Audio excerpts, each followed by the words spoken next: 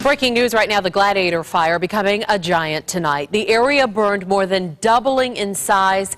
Keep in mind, this is steep, rugged terrain, not an easy firefight at all. ABC 15's Steve Irvin is in Mayor tonight after the latest community meeting. Steve, I've been in these meetings before for the past 10 summers, and the fire report, when it's not promising, you can feel the heartbreak in the room. Yeah, and Katie, your heart really goes out to these people because they just don't know if they're going to have a home to even go back to when all is said and done. And this is 4 days now into this firefight. So a lot of sadness, a lot of disappointment tonight, even though it was somewhat of a good news, bad news scenario. The little bit of good news they got tonight was that on the western side of this fire, they have made at least a little bit of progress. They were able to do some airdrops in that area, slowing down the progress of the fire. And keep in mind, Crown King sort of sits on the southwestern side of the fire. No homes damaged or burned there at this point, but the threat from that fire is still too much to allow residents to go back in.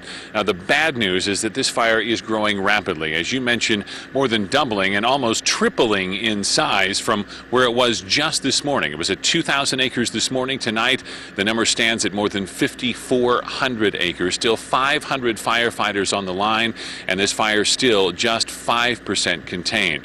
All of that news, of course, coming at a community meeting tonight where so many people gathered hoping to find out just exactly when they can return to their homes. And I want to bring in Adam Slinger. Adam, you were there in that meeting. You talked to a lot of the people there. Sadness and disappointment as they walked away. It's really taking a toll on them. Yeah, and the big question for them is, when can they go back home to Crown King? And the answer is no time soon. I was talking to one woman who left early Monday morning. She thought her husband was right behind her.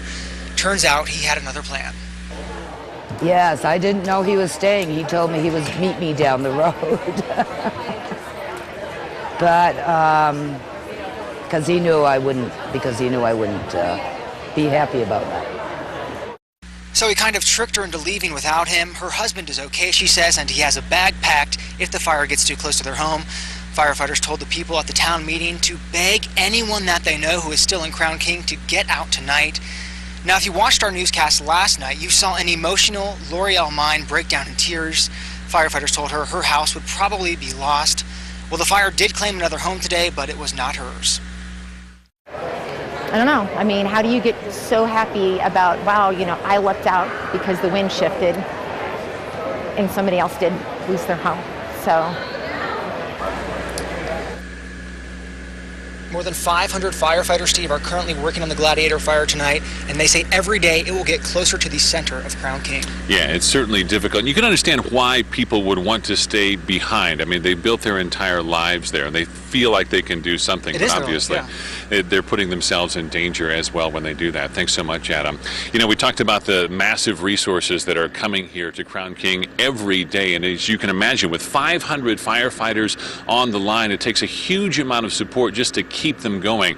They work brutally long shifts, 12 to 16 hours a day. And tonight I got a chance to go inside base camp. When it comes to taking care of firefighters, it's more than just your basic showers and grub. It's a scientific process of what we're putting in our bodies out in the fire line. So it's more of a 6,000 calorie a day guidelines. That's what a triathlete burns. Good stuff too. On tonight's menu, sweet and sour chicken, coconut rice, and veggies. That's not bad. Thank you. I bet you that goes down pretty quick after a day on the fire line. Then there's the showers, brought in on a truck built to handle a lot of dirt. It's unbelievable. Dude, right? It's unbelievable. As for supplies, everything you can imagine, stacked up in boxes so nobody goes without. Now, of course, we are usually kept far away from these fires, but tonight we got a rare chance to go actually much closer to the fire lines just to experience what it's like for those firefighters there. And it's dangerous, dangerous work. Firefighters are constantly monitoring the behavior of the fire itself, the weather conditions. They always keep in mind an escape route, too, because safety is of the utmost concern. But make no mistake, this is a job where they are literally putting their lives on the line every day just to protect people and property. And we mentioned how much this fire has grown.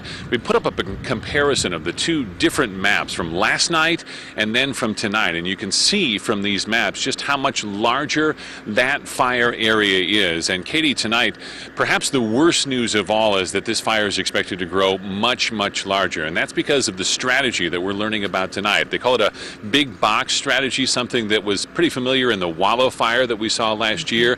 The terrain here is so steep that they're going to allow that fire to actually burn into flatter areas and use natural fire breaks. But what it means is they give up a lot of acreage, so they're really staying in for the long haul tonight. Yeah, they're really stuck with the terrain and where the roads are and things like that. All right, well, we'll be watching. Thank you, Steve, for your report.